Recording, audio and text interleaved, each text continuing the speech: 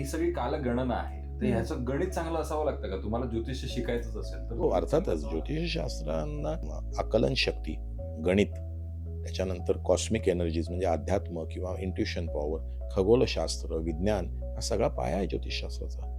बलज्योतिष्य म्हणजे आपले जे पूर्वीचे जे ऋषीमुनी होते, म्हणजे पराशर, भृगू किंवा मोठे-मोठे ऋषीमुनी होऊन गेले. हे काय होते? शास्त्रज्ञ होते.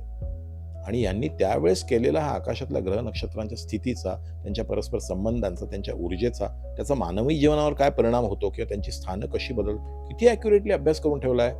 म्हणजे आपलं शास्त्र कुठल्या कुठे आहे. आज लोकांना तेच समजत नाही आणि मुळातच प्रश्न विचारतात, की याच्यावर विश्वास ठेवू की नको? अरे बाबा, जे शाश्वत आहे, तुझ्या विश्वासाने काही पडलेलं नाही, नको ठेवू. पण ते आहे ते आहेच ना. तू विश्वास ठेव की नको ठेव ते होणार आहे. मग आणि हे शाश्वत आहे, हे समजून घेण्याचं शास्त्र आहे. कुठल्या कुठे आहे बापरे! म्हणजे मी स्वतः थक्क होतो, की याच्यात किती ॲक्युरसी आहे. Predictions is the last thing. Predictions is not astrology. Astrology is to know about yourself. आणि वर्तमानात जगणं हेच अध्यात्म आहे. परमेश्वराला साक्षी मानून, नम्र होऊन वर्तमानात जगा.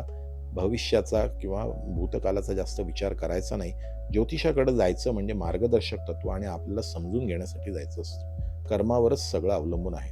ज्योतिषशास्त्र ही अतिशय उत्तम शास्त्र आहे, की जे तुम्हाला दाखवतं, की तू काय केलंयस आणि तुझ्या भोग काय आहेत, पण ते कसे जगायचे तुझ्यावर आहे.